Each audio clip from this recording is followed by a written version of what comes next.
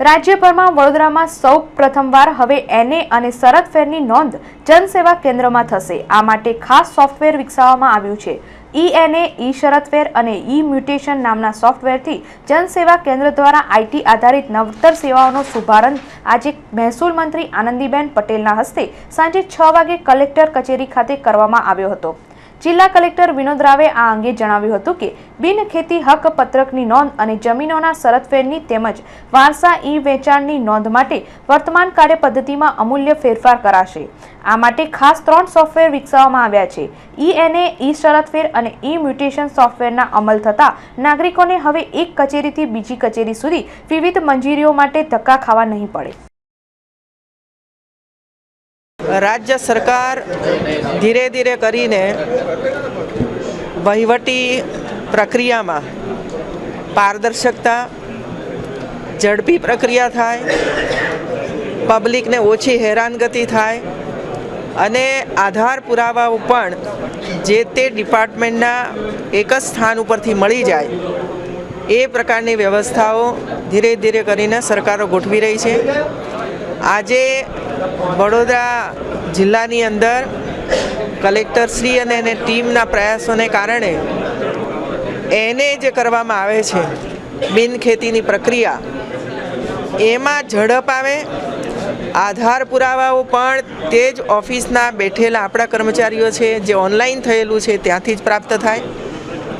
Outward inward बधुं અહીં જ થાય, નોંધો પણ તરત જ પડી જાય અને જે પુરાવાઓ જોઈએ છે સામાન્યતઃ 50 વર્ષથી આપણે શોધખોળ કરતા હોઈએ છીએ એ પુરાવાઓ મેળવવા અતિશય મુશ્કેલ હોય છે। 7-8 પ્રકારના આધાર પુરાવાઓ મેળવવા પડતા હોય છે। એ પુરાવા પણ અહીંથી જ એમને મદદરૂપ થાય અને અહીંથી જ પુરાવા વગેરે પણ મળી જાય।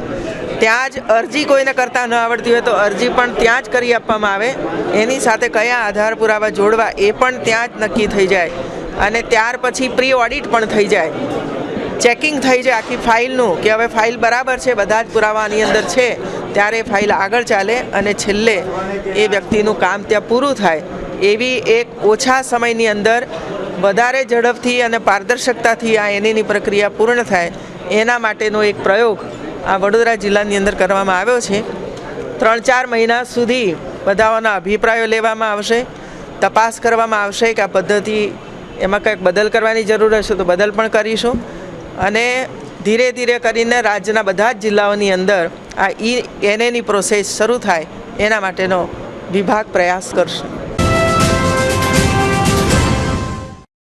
વિશ્વ હિન્દુ પરિષદ વડોદરા મહાનગર દ્વારા હિન્દુ રક્ષા અર્થે આવેદનપત્ર દ્વારા માંગણી કરવામાં આવી છે કે છેલ્લા કેટલાક સમયથી ગુજરાત અને વડોદરા શહેર જિલ્લામાં હિન્દુઓની કન્યાઓના અપહરણ દ્વારા ધર્માંતરણની ઘટનાઓ પ્રકાશમાં આવેલ છે। આ મામલે આજે વડોદરા જિલ્લા કલેક્ટરને આવેદનપત્ર આપવામાં આવ્યું હતું। આવેદનપત્રમાં જણાવ્યું હતું કે વડોદરા મહાનગરમાં ઠેર ઠેર માંસ મટનની ગેરકાયદેસરની દુકાનો તથા લારીઓ વિના લાયસન્સ અને વિના પરવાનાથી ધંધો કરી રહી છે। હિન્દુઓની દુકાનો લારી ગલ્લા રાત્રિના 10 વાગ્યા પછી ફરજિયાત બંધ કરાવાય છે। મુસ્લિમોને ખુલ્લેઆમ આખી રાત ગેરકાયદેસર ધંધાની પરવાનગી અપાય છે।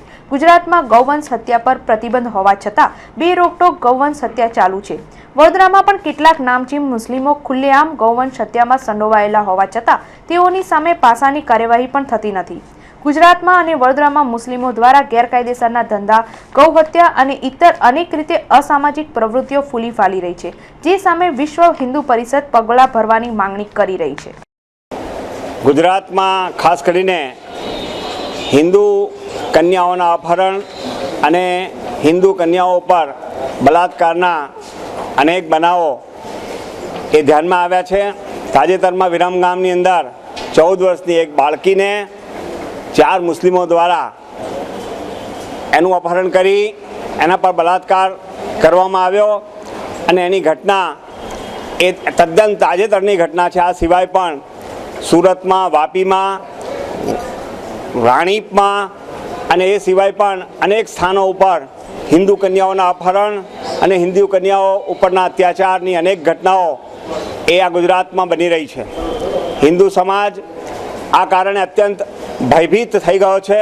એટલું જ નહીં પણ હિન્દુ સમાજની અંદર હિન્દુ સમાજના મંદિરો અને હિન્દુ સમાજના શ્રદ્ધા સ્થાનો અને શ્રદ્ધા કેન્દ્રો ઉપર પણ આ જ પ્રકારના અત્યાચારો દ્વારા હિન્દુ સમાજને ભયભીત કરવામાંનું કામ એ સરકાર દ્વારા પણ થઈ રહ્યું છે અને આની સામે અવાજ ઉઠાવવા માટે સમગ્ર ગુજરાતની અંદર વિશ્વ હિન્દુ પરિષદે આજે આવેદનપત્ર આપવાનો કાર્યક્રમ જે ઘડ્યો છે એના ભાગરૂપે આજે વડોદરામાં પણ આવેદનપત્ર આપવામાં આવી રહ્યું છે.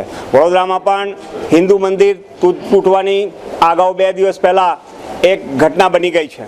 હિન્દુ મંદિરો ઉપર જે રીતના હુમલાઓ થઈ રહ્યા છે એનો અમે સખત શબ્દોમાં વખોડી કાઢીએ છીએ.